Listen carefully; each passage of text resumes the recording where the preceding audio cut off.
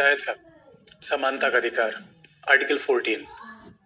अब देखो हमारे संविधान में बड़ी विशेषता ये है कि समानता का अधिकार, ये हमने आपको एक बेसिक पार्ट बता दिया था, लेकिन एक ही समानता के अधिकार में अनेक उसके पार्ट भी जुड़े हुए हैं।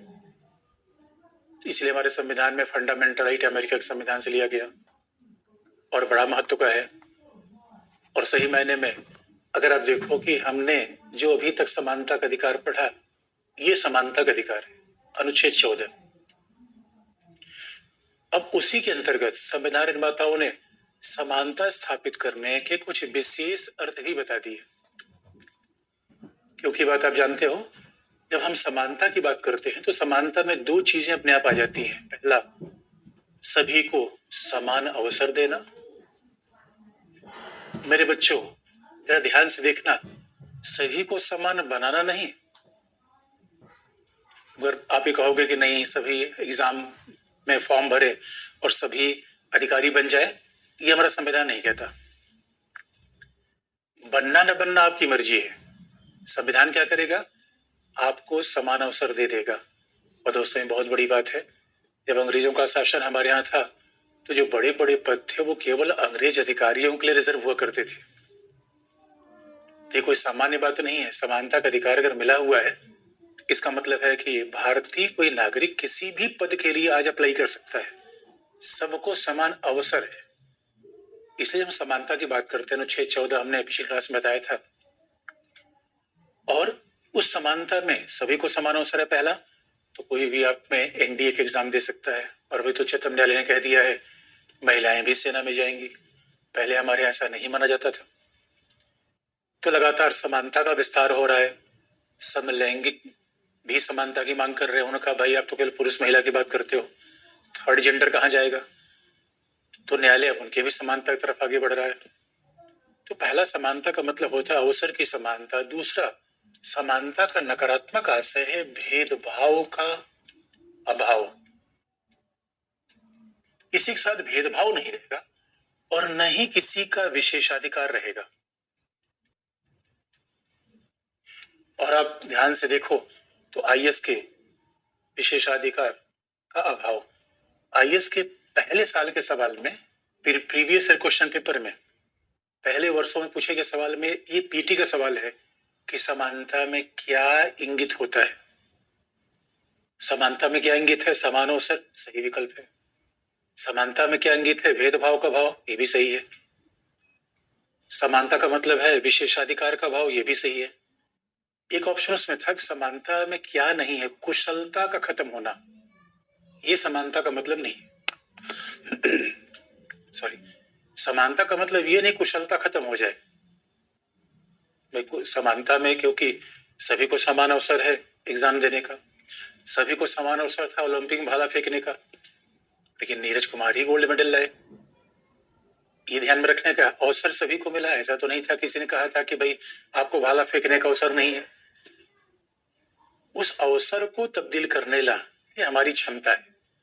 तो समानता में कभी भी कुशलता को अनदेखा नहीं किया गया है बच्चों। ये बात ध्यान रखने की है। भाई ये बताओ किसको ये अवसर नहीं था कि विराट कोहली ना बन जाए?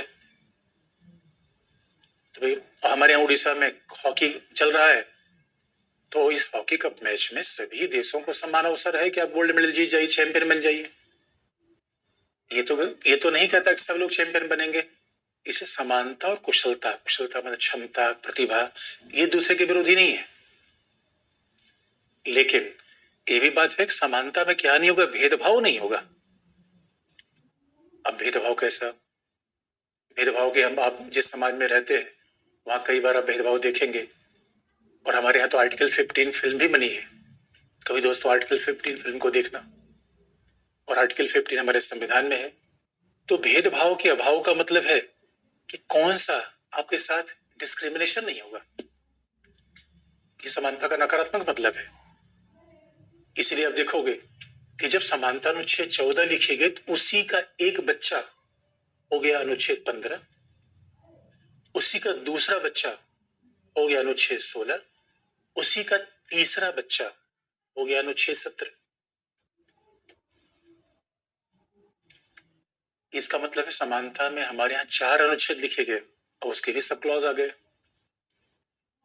लेकिन ये बात ध्यान रखने की है कि समानता एक बड़ा दायरा है, इसलिए अब देखोगे समानता पहला क्या किया गया, सभी के लिए औसत समान दे दिया गया। तो और फिर कहा भेदभाव का भाव, इसलिए 15 में आर्टिकल 15 जाके देखोगे आप तो उसमें भेदभाव मना किया गया है।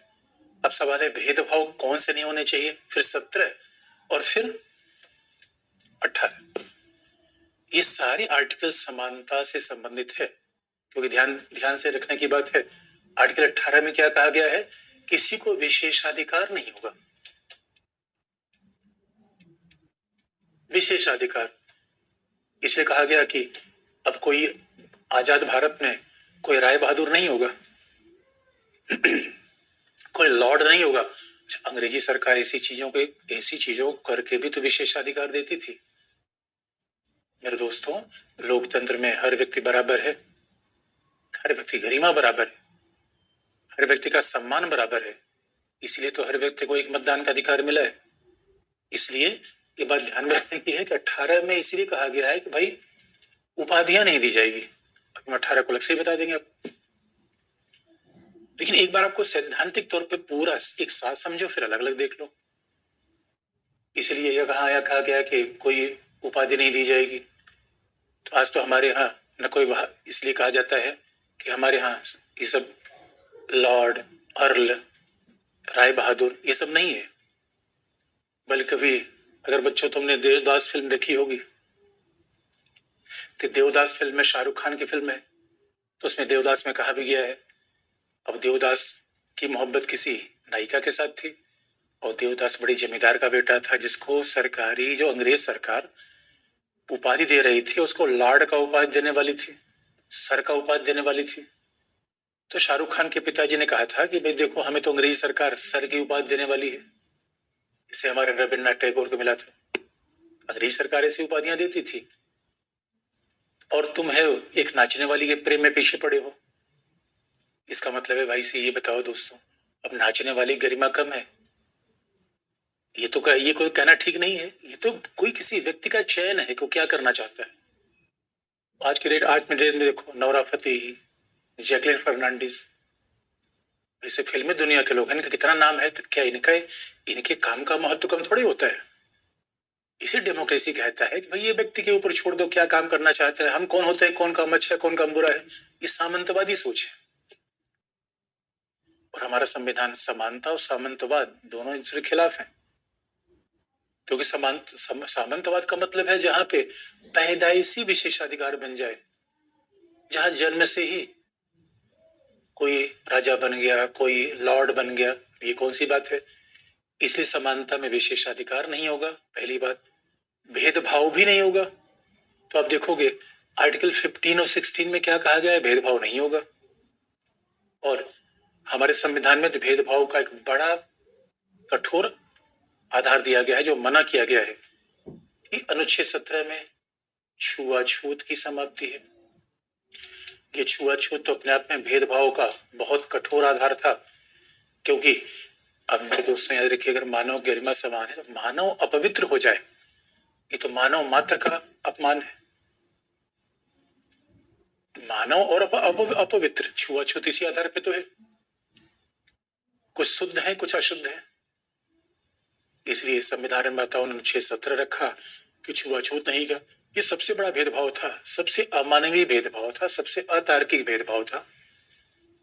क्योंकि आज तो विज्ञान का युग है, साइंस ये प्रमाणित कर रही है कि भाई हर व्यक्ति की मानव संरचना एक जैसी है, शारीरिक अंग एक जैसे हैं। तो ये कौन सी बड़ी बात है? ये कौन सा तर्क है कि आप कह दो कुछ लोग पैदाइशी विशेष है, पैदाइशी छोटे हैं? ये नहीं चलेगा। इसे समानता में हमारे यहाँ पहले कहा गया विशेषाधिकार नहीं होगा, तो अनुच्छेद 18 से उपाधियों को मना किया गया। फिर कहा गया छुआछूत की समाप्ति होगी, अनुच्छेद 17 लाया गया। और फिर ये बात कही गई कि फिर हमारे यहाँ अनुच्छेद 15 और 16 में भी भेदभाव खत्म किया गया। लेकिन अनुच्छेद 15 और 16 का भेदभाव क्या है, थोड़ा वो अलग से देख ले। इसलिए समानता में चारों पार्ट आ जाते हैं। और आप कहोगे सर ये बताओ, अगर समानता ये न हो तो हम क्या करेंगे? अभी ऑप्शन आपको बताएंगे। समानता, अगर समानता कोई ना माने, इन बातों को ना माने, तो हमारे पास क्या विकल्प है? तुम्हारे पास दवाई है। तो संविधान निर्माताओं ने केवल बीमारी का इलाज नहीं बताया, दवाई भी बता दी। क्यों किसी डॉक्टर के पास जाओ और आपको बता दे कि आपको ये बीमारी है, सर्दी है, जुकाम है, और मुझे कोई बता दे गले में खराबी है तो गले में खराबी है तो यार डॉक्टर साहब दवा तो बताओ।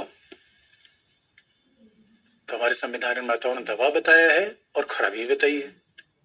अब इसी में हम जरा देखें, अनुच्छेद 14 हमने देख ही लिया है, अब इसी में हम 15 को देखें, 16 को देखें, 17, 18 को देखें, तो हमारी बात पूरी हो जाएगी, समानता का अधिकार पूरा हो जाएगा। और एक खास बात है कि हर चीज को देखने का पहला उपाय समग्र नजरिया होना चाहिए। इसको एक पार्ट पार्ट कर लीजिए, पहले पूरे शरीर को देख लीजिए।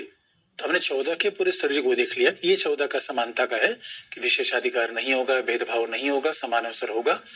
लेकिन कुशलता और समानता विरोधी नहीं है, ये उत्तर हमें मिल गया जो प्रीलिम्स परीक्षा में पूछा गया है। आप प्रीवियस ईयर क्वेश्चन पर सॉल्व करना। अब सवाल है, फिर आप कहोगे सर ठीक है भेदभाव का भाव, तो अनुच्छेद 15-16 में क्या है? तो अब जरा बच्चों देखो, अब अनुच्छेद 15 में आर्टिकल 15 फिल्म भी बनी है। इसे कई बार हमें कुछ अच्छी फिल्में देखनी चाहिए, जिससे बड़ी सारी सैद्धांतिक बातें हमें समझ में आ जाती है। तो भेदभाव कौन नहीं करेगा? तो पहले देखो बच्चों, यहाँ पे लिखा हुआ है क्लॉज 1 आर्टिकल 15 में लिखा हुआ है, अनुच्छेद 15 के खंड 1 में ये बात लिखी गई है, और हमारे संविधान निर्माताओं ने बड़े ध्यान से इस बात को लिखा है। लेकिन प्यारे बच्चों, अनुच्छेद पे उतना परेशान मत होना, हम सिद्धांत पहले देखेंगे, कॉन्सेप्ट पहले देखेंगे, अनुच्छेद जो महत्वपूर्ण है अपने आप याद हो जाएंगे। अनुच्छेद के पीछे मत परेशान रहना, इसलिए हम अनुच्छेद बता दे रहे हैं कि रेफरेंस हमने दे दिया। तो अनुच्छेद क्लॉज 115 में लिखा गया है कि राज्य के द्वारा, अब जरा शब्दों को देखो, ध्यान से पढ़ा जाता है, राज्य के द्वारा किसी नागरिक के साथ, किसी नागरिक के साथ केवल धर्म, जाति, प्रजाति, रेस, प्रजाति को कई किताबों में मूल वंश भी लिख दिया जाता है, इंग्लिश में रेस ओनली। तो केवल जाति, धर्म, प्रजाति, कई बार मूल वंश भी इसे कहा जाता है, लिंग,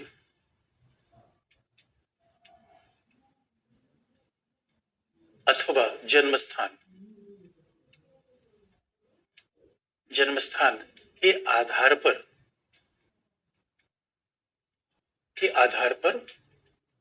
भेदभाव नहीं किया जाएगा। यानी इन सभी के आधार पर या इनमें से किसी भी एक आधार पर भेदभाव नहीं करेगा। जरा सोच के देखो दोस्तों, राज्य के द्वारा किसी नागरिक के साथ केवल धर्म, जाति, प्रजाति, लिंग, जन्मस्थान के आधार पर भेदभाव नहीं करेगा। तो अब जरा सोच कर रही, राज्य क्या है, नागरिक क्या है, और इन आधारों पर भेदभाव को मना क्यों किया गया है? यही तो बात कह रहा है। अब इसीलिए हमने कहा कि आर्टिकल 15 कभी फिल्म आपको समय मिले देखना। और मेरे प्यारे बच्चों, अब आप देखो क्या कहा गया है, राज्य के द्वारा भेदभाव नहीं होगा। तो आखिर में आप पूछोगे राज्य कौन है? तब एक एक शब्द का मतलब हम समझें कि राज्य कौन है। तो ये आपको याद दिला दें, जब इसलिए जो फंडामेंटल से शुरुआत होती है, तो मूल अधिकार का जो भाग है, भाग अनुच्छेद 12 शुरू होता है, सीधे 14 पे नहीं आता मामला। और हमने जानबूझकर अनुच्छेद 12 का उल्लेख नहीं किया, क्योंकि हमें पता था बाद में इसका उल्लेख करना है। इसे जैसा संविधान में लिखा है कि एग्जैक्टली हम वैसा ही पढ़ें, जरूरी नहीं है पढ़ेंगे सब कुछ, अपने हिसाब से इसका यूज कर लेंगे। तो आपको याद दिला दे, जब हम राज्य की बात करते हैं तो हमने आपको पहले सरकार का मतलब बता रखा है, और हकीकत की बात है कि राज्य सरकार एक ही तो है। यानी दोस्तों, जब कहते हैं भारत राज्य, तो आज तक कभी आप राज्य से मिले नहीं होंगे, क्योंकि राज्य क्या है, एक विचार है, सरकार उसका व्यवहारिक रूप है। ध्यान में रखने की बात है। अब कोई कहे कि आपने भारतीय राज्य देखा है, तो आप कहोगे सरकार तो हमने देखा है, मंत्रिपरिषद देखी है, प्रधानमंत्री देखा है। सरकार तो राज्यों मुख्यमंत्री देखा है, राज्य तो कहीं देखा ही नहीं, क्योंकि राज्य ऐसी भावना है। ध्यान रखने की बात है दोस्तों, भावना, विचार देखे नहीं जाते। जैसे आपसे कोई कहे मुझे आत्मा दिखाओ, मुझे भगवान दिखाओ, तो आप कहोगे अरे सर ये तो आत्मा भगवान कोई वस्तु थोड़ी है, तो विचार है। इसका मतलब है राज्य कोई वस्तु नहीं है। और वस्तु का मतलब जो कहीं स्थित होगी, वस्तु का मतलब उसकी कोई लंबाई चौड़ाई मोटाई होगी, तभी तो किसी चीज को देखेंगे। भाई जो चीज दिखेगी इसका मतलब इसको आंखों से देखे, हाथ से छू ले, तो मारकर एक वस्तु है। वैसा राज्य नहीं है। राज्य ठीक वैसे जैसे कई बार हम बच्चे भावनात्मक हो जाते हैं कि हम तुम्हें चाहते हैं, ऐसे मरने वाला कोई जिंदगी चाहता है, जैसे ये भावना है यार। चाहते हो मरने वाला है, कौन देखे कि तुम्हारे दिल में क्या है। ठीक वैसे ही राज्य एक विचार है, और उसी राज्य का जो वस्तुनिष्ठ रूप है उसका नाम है सरकार। इसलिए हमारे संविधान में बार बार राज्य शब्द का प्रयोग किया गया है, लेकिन उसके बजाय हम सरकार का भी प्रयोग कर सकते हैं, कोई समस्या नहीं है। और इंटरेस्टिंग पार्ट यह है कि फिर आप कहोगे सर ये बताओ राज्य में क्या क्या आएगा। राज्य के द्वारा भेदभाव नहीं होगा, यानी राज्य के द्वारा भेदभाव नहीं होगा, और केवल नागरिकों के साथ इन आधारों पर। तो आपको हम बता दें, जब कभी अनुच्छेद 12 पढ़ना, और तो उसमें लिखा हुआ है राज्य का मतलब क्या है, संघ सरकार, संघ की कार्यपालिका। इसका सीधा सा मतलब है संघ सरकार। राज्य का मतलब क्या है, फिर संसद की बात की गई है। फिर राज्य का मतलब क्या है, राज्य की कार्यपालिका, यानी राज्य का राज्यपाल, राज्य का मुख्यमंत्री। यहां कार्यपालिका की बात आएगी, राज्यपाल मुख्यमंत्री। तो किसके द्वारा भेदभाव नहीं होगा, राज्य के द्वारा नहीं होगा। राज्य में क्या आएगा, संघ सरकार आएगी, मोदी सरकार, उनकी मंत्रिपरिषद, प्रशासनिक अधिकारी, पीएमओ, ये सब संघ सरकार के भाग हैं। उसके बाद फिर क्या आएगा, संसद। उसके बाद फिर राज्य की विधानसभा, या राज्य की विधानसभा। उसके बाद फिर राज्य की सरकार, राज्य की कार्यपालिका, राज्य की सरकार, राज्य की विधानसभा, सब राज्य के पार्ट है।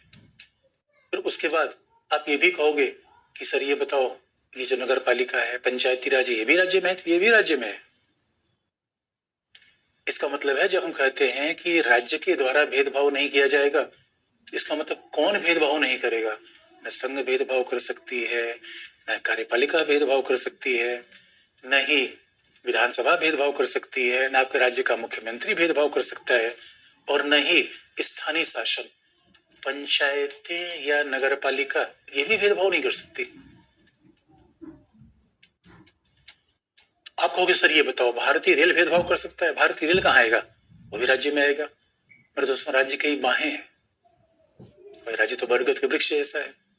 राज्य का मूर्त रूप या सरकार, सरकार के 3 अंग है, विधायिका, कार्यपालिका, न्यायपालिका। यदि आप अब अगर हमने विधायिका कार्यपालिका की बात कही, तो आप कहोगे सर ये बताओ, यहाँ तो न्यायपालिका राज्य की परिभाषा में नहीं है।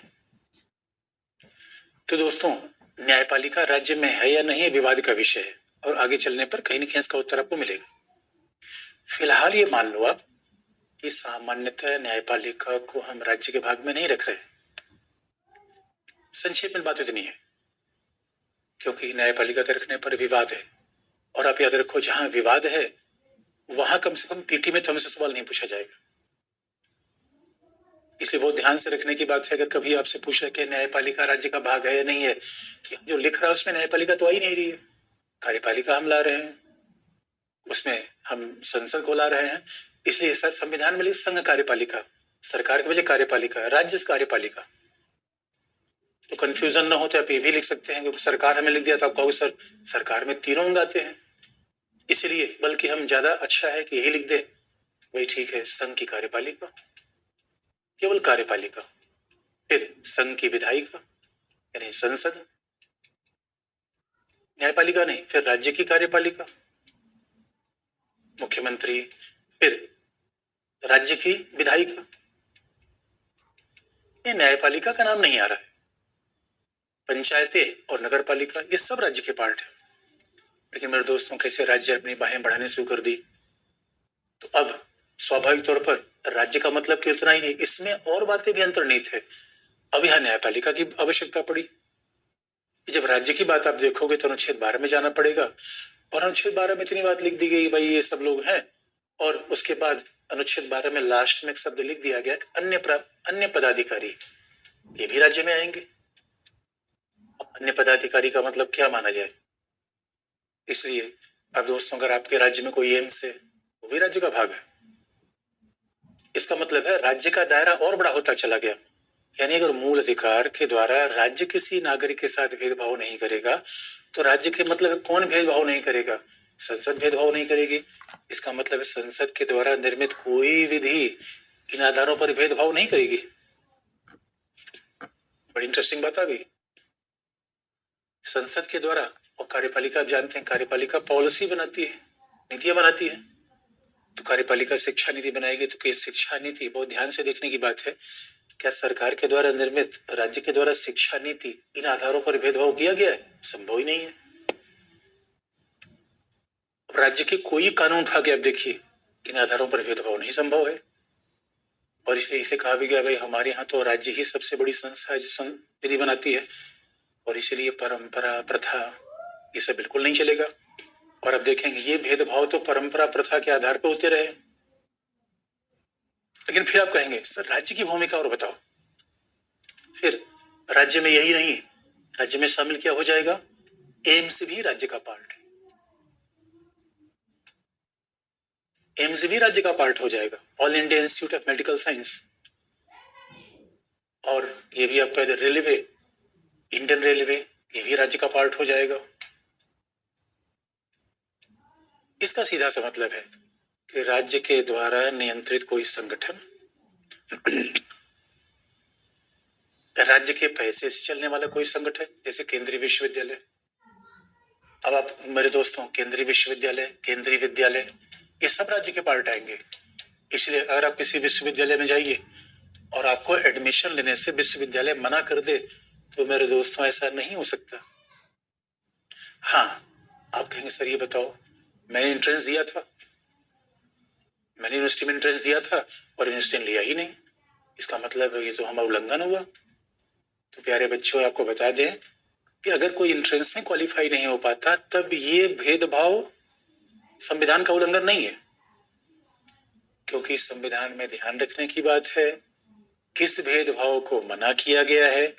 ये कहा गया है केवल धर्म के आधार पर, यानी विश्वविद्यालय ये नहीं पूछेगा बताओ भाई हिंदू हो मुस्लिम हो। अगर किसी को क्रिश्चियन पारसी होने पर कह दिया जाए नहीं यूनिवर्सिटी में एडमिशन नहीं होगा, तो हमारे मूल अधिकार का उल्लंघन है। लेकिन अब एंट्रेंस में लोटपोट हो गए, एंट्रेंस में गए 0/लुल आ गया, और आपने कहा सर ने बताया फंडामेंटल राइट का उल्लंघन हुआ है ना। मेरे प्यारे प्यारे बच्चों, फिर फंडामेंटल राइट कुछ नहीं काम आएगा, फिर तो मेंटल हो जाओगे, फंडा कुछ मिलेगा नहीं। इसलिए केवल शब्द बहुत ध्यान से लिखा है, केवल इन आधार पर भेदभाव नहीं होगा। क्योंकि अब आप मान लो कार्यपालिका, आपकी सरकार ने कहा भाई हमें पुलिस में भर्ती करनी है, सेना में भर्ती करनी है, और कार्यपालिका ने कहा कि बच्चों की हाइट इतनी होनी चाहिए, और हमारी हाइट नहीं है, हमारी हाइट नहीं है, तो आप कहोगे सर इन्हें हाइट के आधार पर भेदभाव किया जा सकता है, क्योंकि सेना और पुलिस में ये नहीं कहा सकता इसी जाति विशेष के लोगों को लिया जाएगा, इसी धर्म विशेष के लोगों को लिया जाएगा। बात ध्यान रखने की है। इसलिए केवल शब्द इंपॉर्टेंट है। इसका मतलब है अगर इन आधारों पर भेदभाव किया जाएगा तो यह भेदभाव अतार्किक होगा। लेकिन अगर परीक्षा के आधार पर भेदभाव किया गया तो इसका मतलब कुशलता को हमेशा ध्यान में रखा हमने। शारीरिक योग्यता के आधार पर भेदभाव किया गया, भेदभाव तार्किक है, बड़े ध्यान देने की बात है। शारीरिक योग्यता के आधार पर नहीं पता चला कि फिर तो, और अभी आपने देखा होगा सरकार अग्निवीर योजना लेकर आई, तो सरकार ने ये तो नहीं कहा कि धर्म विशेष के लिए है, जाति विशेष के लिए। तो फिर आप कहोगे लेकिन सरकार तो योजनाएं 4 साल के लिए ला रही है, तो जब 4 साल के लिए ला रही है फिर आप कहोगे सर ये कौन सी बात है, परमानेंट नौकरी हमें चाहिए, सरकारी नौकरी परमानेंट होती है। ये किसी भी रूप में आपके फंडामेंटल राइट का उल्लंघन नहीं है बच्चों। क्योंकि याद रखना, बाद में केवल धर्म, जाति, प्रजाति, और प्रजाति का मतलब है शारीरिक लक्षण। धर्म तो आप जानते हैं, हिंदू मुस्लिम। जाति का मतलब है हमारे यहाँ तमाम जातियां हैं, तो जाति के आधार पर भेदभाव नहीं होगा। और प्रजाति का मतलब है शारीरिक लक्षण। जैसे नॉर्थ ईस्ट के लोग, नॉर्थ ईस्ट के लोगों का शारीरिक विशेषता शेष भारत के लोगों से अलग है। तो आपका दोना भाई, ये तो रूप रंग ऐसा है इनका। वो देखो, दक्षिण भारत में द्रविड़ प्रजाति के लोग हैं, पूर्वोत्तर भारत में मंगोलाइट प्रजाति के लोग हैं, नॉर्थ इंडिया में आर्य प्रजाति के लोग हैं। यानी शारीरिक नाक नक्श पंजाब के लोगों को जाके देखो अलग दिखेगी, तमिलनाडु जाके देखो अलग दिखेगी। इसे भारत बड़ा डाइवर्स देश है दोस्तों। और संविधान निर्माताओं ने क्या गजब का प्रावधान किया है, कमाल की बात है।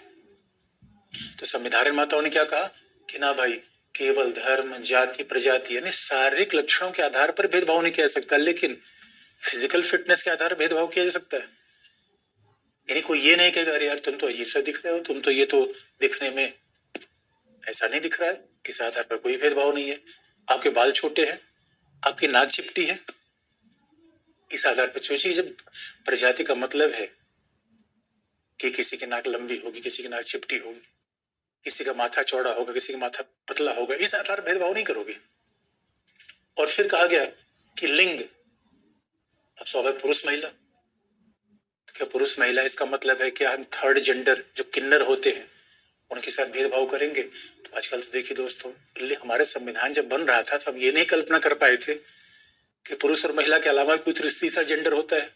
इस समय की बात है। इसीलिए अधिकार की अलग अलग व्याख्या करने के लिए न्यायालयों के बड़े निर्णय की आवश्यकता पड़ती है। यही तो पॉलिटी है दोस्तों। जिस समय में संविधान लिख रहे थे वो जमाना क्या अलग था, और क्या उस जमाने में खास तौर पे देखो, उस जमाने में फिल्में अलग थी। राज कपूर की फिल्में देखो, बैलगाड़ी से ले आ रहे थे।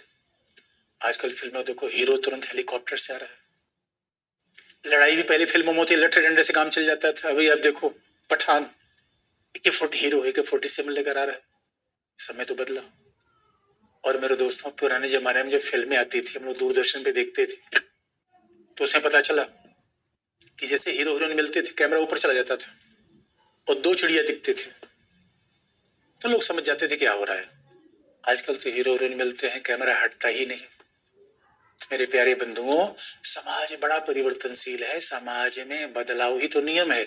इसलिए लिंग में भी देखिए, इसलिए कहा जाता है संविधान जीवन दस्तावेज है। ये संविधान कोई कागज का टुकड़ा नहीं है बंधुओं। मेरी बहनों, संविधान कोई कागज का टुकड़ा नहीं है, हमने लिख दिया वही हमेशा रहेगा। बल्कि संविधान तो लोगों की दास्तान है, लोगों की कहानियां हैं, इच्छाएं हैं, जो हमेशा बदलती रहती है, एक ही जैसी नहीं रहेगी। इसे अब तो थर्ड जेंडर की बात हो रही है। जन्म स्थान आपने बहुत देखा होगा, हमारे संविधान में तो ये तक लिख दिया गया है कि एप्लीकेशन पर हमेशा लिखा जाता है कि कभी आपका बर्थ सर्टिफिकेट देखो, उसमें प्लेस ऑफ बर्थ की बात जरूर होती है। और पता चला कि हमारे प्लेस ऑफ बर्थ में लिख दिया अरुणाचल, सिक्किम, तो उसके साथ भेदभाव हो जाए। और कई बार तो प्लेस ऑफ बर्थ हो सकता है किसी के विदेशी भी हो जाए। भाई कोई इटली में पैदा हुआ, इस आधार पर भी भेदभाव नहीं होगा। कोई पुर्तगाल में पैदा हुआ, बशर्ते भारत का नागरिक बन गया। और नागरिक इसलिए स्वाभाविक रूप में राज्य नागरिकों के साथ भेदभाव नहीं करेगा। इसका मतलब विदेशियों के साथ किए जा सकते हैं। भाई विदेशियों के साथ हो सकता है कि यूक्रेन का व्यक्ति आ जाए, और यूक्रेन का व्यक्ति आ जाए, वो कहे जो भाई आपने जो शिक्षा नीति बनाई है वो हमारे लिए ठीक नहीं है, तो हम कहेंगे भैया जाके यूक्रेन में पढ़ लो। वो उससे लागू नहीं होगी, ये नागरिक के लिए होगी। और इन आधारों पर भेदभाव नहीं होगा, बाकी आधारों पर भेदभाव किया जा सकता है। अच्छा, कई बार बच्चे बड़े विवाद उठा देते हैं जो हमारे एग्जाम से उतना मतलब होता नहीं, लेकिन कई बार बच्चे पूछ लेंगे सवाल, सर ये बताओ कोई जहाज में पैदा हो जाए तो क्या होगा? अब कोई समुद्र में शिप जा रहा है, वहीं कोई पैदा हो गया तो उसका जन्म स्थान क्या होगा? तो बच्चों सब विवाद के विषय हैं। और हकीकत की बात है, इनका भी निर्धारण कर लिया जाता है कि जिस शिप में है वो किस देश का शिप है, या जहां पे आप जहाज से उड़ रहे हैं किस देश के भूभाग में आप उड़ रहे हैं। और उस देश की नागरिकता के प्रावधान क्या है, तो इस आधार पर चीजें तय कर ली जाती हैं। लेकिन ये बड़े विवाद के सवाल है जिनका एक उत्तर देना बड़ा मुश्किल है। जो हकीकत की बात हमें समझना है कि हकीकत की बात यह है कि राज्य के द्वारा यानी रेलवे, एम्स, केंद्रीय विश्वविद्यालय, किसी के द्वारा केवल इन आधारों पर भेदभाव नहीं किया जाएगा। इसका सीधा सा मतलब है दोस्तों, हमारे संविधान निर्माता व्यक्ति को इकाई मान रहे थे। भाई देखो बच्चों, हमारी दो पहचान है। एक तो जब हम अपनी टाइटल यूज करते हैं तो हम एक समुदाय की प्रतीक को व्यक्त करते हैं। जाति समुदाय, धर्म समुदाय है। बड़ी इंटरेस्टिंग बात है कि हमारे संविधान निर्माता हर व्यक्ति को समान नागरिक रूप में ट्रीट करते थे, हर व्यक्ति को समान नागरिक मानते थे। ये नहीं कहा किस जाति कहें, किस धर्म कहें, बहुत बड़ी बात है, क्योंकि हमारे समाज में तो ऐसी विषमता थी पहले भी, आज भी है। इसे कई बार कहा भी जाता है ये तो संविधान नहीं, समाज के बदलने का एक जीपीएस है, संविधान को बदलने का टॉर्च है, समाज को बदलने कि हम परंपरागत समाज को हम बदलेंगे संविधान के द्वारा। इसलिए संविधान केवल विधि का दस्तावेज नहीं है, सामाजिक न्याय को लाने का तरीका है, समाज के परिवर्तन का फार्मूला है। तो मेरे दोस्तों, परिवर्तन केवल अमेरिकी क्रांति से ही संभव नहीं है, फ्रांसीसी क्रांति से नहीं। परिवर्तन होले होले भी संभव है, शांतिपूर्ण भी संभव है, राज्य के द्वारा संभव है। और भारत में यही तो हो रहा है, राज्य ही परिवर्तन कर रहा है, राज्य को ही जिम्मेदारी दे दी गई। इसके लिए हिंसा करने की आवश्यकता नहीं है। क्योंकि हमारे यहाँ माओवादी भाइयों से पूछे कि भाइयों ये बताओ क्या चल रहा है सब देश में, आग लगा दो। संविधान निर्माता दोस्तों सब प्यार से अरे आग लगाने की क्या जरूरत है, हिंसा करने की क्या जरूरत है। हमारे यहाँ संविधान में कार्यपालिका, विधायिका, ये सब चेंज लाएंगे, संविधान चेंज लाएगा। इसे डॉक्टर अंबेडकर कभी ये क्रांतिकारी तरीके की बात नहीं करते थे। वो कहते थे कि हिंसा का तरीका पर हिंसा समाज में परिवर्तन होगा नहीं, संविधान से, विधि से, यानी परिवर्तन प्यार से भी हो सकता है। हमेशा चक्कू लेके दौड़ने की जरूरत नहीं, किसी के पीछे चक्कू लेके पड़े रहो। दूसरी बात, फिर आप पूछोगे सर ये बताओ राज्य में यही सब आएगा? तो मेरे प्यारे बच्चों, आजकल तो अब राज्य का विस्तार होता चला गया है। क्योंकि आजकल एयर इंडिया देखो, अब सरकार ने क्या कहा, एयर इंडिया हम नहीं चलाएंगे, अब टाटा चलाएंगे। अब आप पूछोगे बताओ एयर इंडिया सर राज्य का भाग होगा? तो हकीकत की बात है दोस्तों, वैसे देखा जाए एयर इंडिया राज्य का भाग नहीं होगा, क्योंकि एयर इंडिया कर्मचारी अब टाटा के अंतर्गत है। टाटा के व्यक्ति हैं, राज्य तो है नहीं, एक निजी व्यवसायी है। अब एयर इंडिया के कर्मचारियों को पेमेंट टाटा देंगे, उसके पैसे पर टाटा का नियंत्रण है। इसे सही मायने में देखा जाए तब तो ये राज्य का भाग नहीं हुआ। तो आप कहोगे सर ये बताओ, अब तो हॉस्पिटल भी प्राइवेट सेक्टर ला रहा है, मैक्स, अपोलो, एम्स तो राज्य का भाग होगा, तो मैक्स, अपोलो किसका भाग होगा? तो हकीकत की बात है राज्य का भाग तो नहीं होगा। अब आप कहोगे सर ये बताओ, मैक्स, अपोलो ये राज्य के भाग नहीं है, तो अगर कल के लिए अब शारदा यूनिवर्सिटी, एमआईटी विश्वविद्यालय ये तो राज्य के भाग नहीं है, तो कल के लिए मान लो वोडाफोन, एयरटेल ये तो राज्य के भाग नहीं है। लेकिन मेरे दोस्तों, आजकल उच्चतम न्यायालय का निर्णय बदल रहा है और न्यायालय ने कहा है ठीक है, कोई प्राइवेट एजेंसी भी है लेकिन सार्वजनिक कामों में लगी हुई है, तो उसको भी हम राज्य का भाग मानेंगे। बात फिर से मैं रिपीट कर रहा हूं, आजकल तो उच्चतम न्यायालय ने यह भी कह दिया है कोई प्राइवेट एजेंसी है, यानी एमआईटी विश्वविद्यालय कोई प्राइवेट सरकार है, सॉरी प्राइवेट संस्था है, सरकार तो प्राइवेट कैसी होगी, ये किसी व्यक्ति की संस्था है। तो सरकार तो समूह की संस्था है, सब सारे भारतीयों की संस्था है, तो वो भी इन नागरिकों के साथ भेदभाव नहीं करेगी, क्योंकि वही वो काम कर रही है सरकार करती है। सरकार क्या करती है? शिक्षा देती है, स्वास्थ्य की सुविधा देती है। इसलिए आजकल तो तमाम निजी संस्थाएं भी राज्य के दायरे में आ जा रही हैं। जैसे आपने देखा होगा अब वोडाफोन, एयरटेल, अभी हमारे नंबर किसी को बांट दे तो निजता का उल्लंघन हो गया, ये करने नहीं दिया जाएगा इनको। इसीलिए जब हम बात करते हैं फंडामेंटल राइट की, तो आजकल तो ऐसी निजी क्षेत्रों के लिए भी लागू होता है, यानी केवल राज्यों के खिलाफ ये फंडामेंटल राइट नहीं मिलेगा, ऐसे निजी क्षेत्रों की लागू होगा जो कम से कम सार्वजनिक सेवा दे रहे हैं, शिक्षा दे रहे हैं, स्वास्थ्य दे रहे हैं, सार्वजनिक सेवाओं को प्रदान कर रहे हैं। यानी जो पहले राज्य का काम था वही प्राइवेट सेक्टर प्रदान कर रहे हैं, उनके खिलाफ भी हम न्यायालय में जा सकते हैं। इसका मतलब है वो भी ये निजी क्षेत्र, एमआईटी विश्वविद्यालय, शारदा विश्वविद्यालय, मैक्स हॉस्पिटल भी किसी नागरिक के साथ केवल इन आधारों पर भेदभाव नहीं कर सकता। कितनी बड़ी बात कह दी हमारे संविधान निर्माताओं ने।